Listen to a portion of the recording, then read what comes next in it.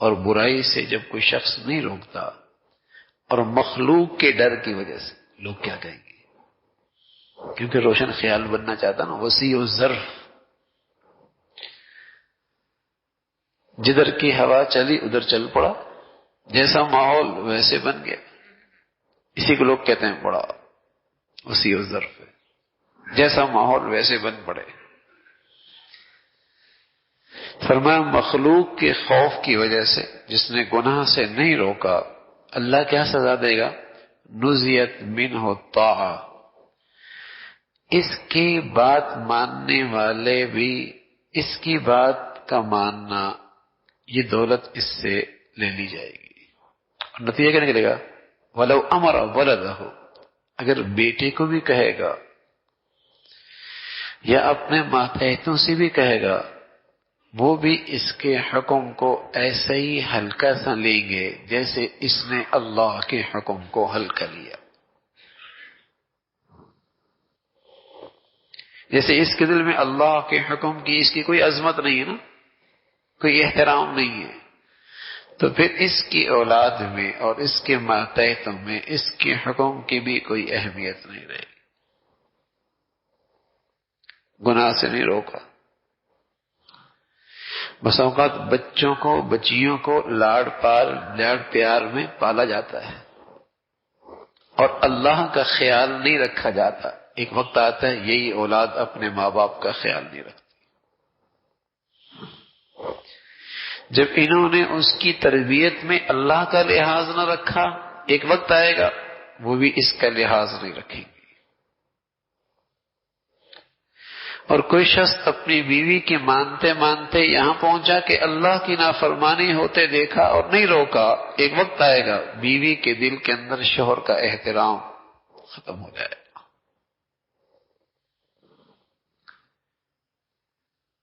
شوہر کو نافرمانی میں دیکھا اور اس کا دل نہیں دکھتا، اس کی لیے کوئی تدبیر نہیں کرتی، ایک وقت آئے گا شوہر کا دل بیوی کے احترام سے خالی ہو جائے گا. جیسا گناہ ویسی سزا، جیسا گناہ ویسی سزا. کہ انہوں نے اللہ کی نافرمانی دیکھی اور اس نے روکا ہی نہیں. روک سکتا تھا تو اللہ یہ سزا دیتا ہے. پھر بس اوقات کہتے ہیں سنتے نہیں تو کیسے سنیں؟ آج تک ہم نے بھی تو نہیں سنی اللہ کی، یہ خیال ہی نہیں کرتا. ہم نے کون سا اللہ کا خیال رکھا ہے؟ یہ تو سنتا ہی نہیں. تو ہم نے کتنی سنی؟ یہ مانتا نہیں ہے. ہم نے کتنی مانی ہے؟ تو اس نہ سننے کی سزا، اس نہ ماننے کی سزا بس اوقات اپنے ماتحتوں میں نظر آتی ہے، اپنے اولاد میں نظر آتی ہے، وہ چیزیں نظر آتی ہیں. تو رسول اللہ صلی اللہ علیہ وسلم کی یہ حدیث کا مفہوم ہے کہ جب امر بالمعروف اور نہی عن المنکر مخلوق کے خوف کی وجہ سے ترک کر دیا جائے، لوگ کیا کہیں گے؟ لوگ کیا کہیں گے؟ تو اللہ یہ سزا دیتا ہے کہ اس سے اطاعت کی دولت لے لی جاتی ہے، یعنی اس کی اولاد اور اس کے ماتحت بھی اس کی اطاعت نہیں کرنا. جب کوئی گناہ چپکے سے ہو، تنہائی میں، خلوت میں ہو، اکیلا شخص کر رہا ہو، کسی اور کی نظروں سے نہ گزرا ہو، کسی اور کی نظروں کی رسائی وہاں تک نہ ہوئی ہو، چپکے سے کیا، تو اس گناہ کی نحوست بھی اسی شخص تک ہوگی جو شخص کر رہا ہے.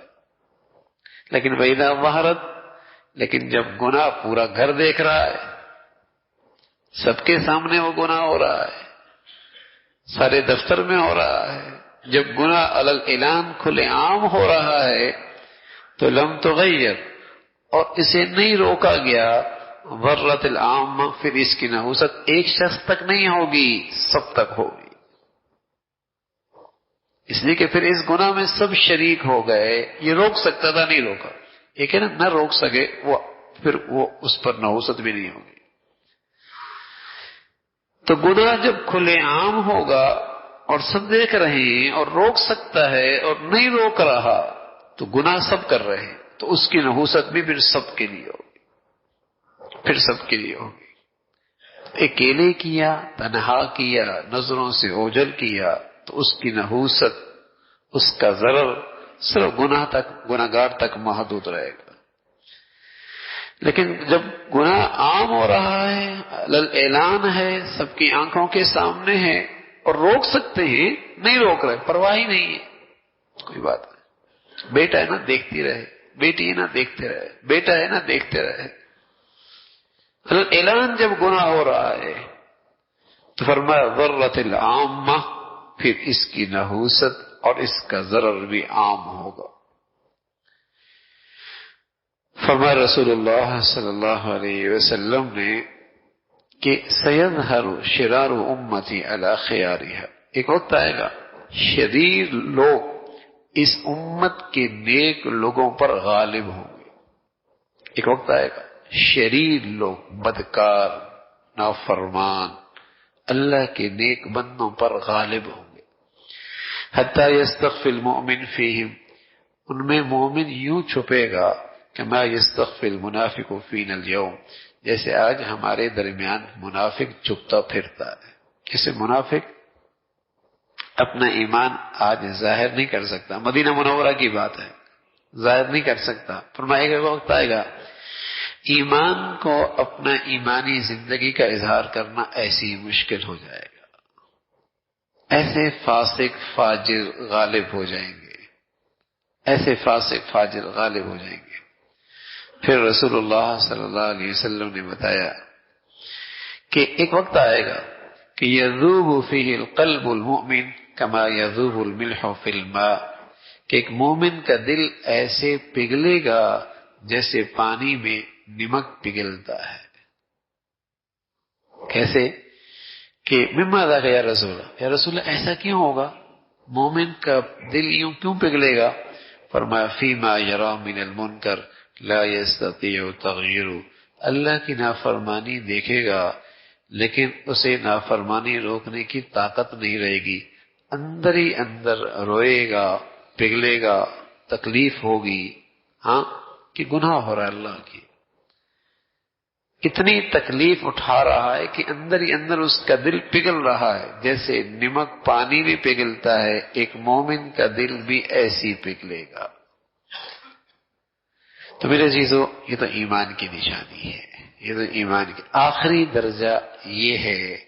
کوئی تدبیر کارگر نہیں، ہاتھ سے نہیں روک سکتا، زبان سے نہیں کہہ سکتا. آخری درجہ ہے اپنے دل کا درد تو پیدا کر سکتا ہے، سوچ تو سکتا ہے نا کہ اس گناہ کو کیسے روکوں، تو پھر بھی اس گناہ کی نحوست سے بچ جائے گا، پھر بھی اس گناہ کی گندگی اور ضرر سے محفوظ رہے گا. اللہ ہم سب کو ایسا ایمان نصیب فرما دے.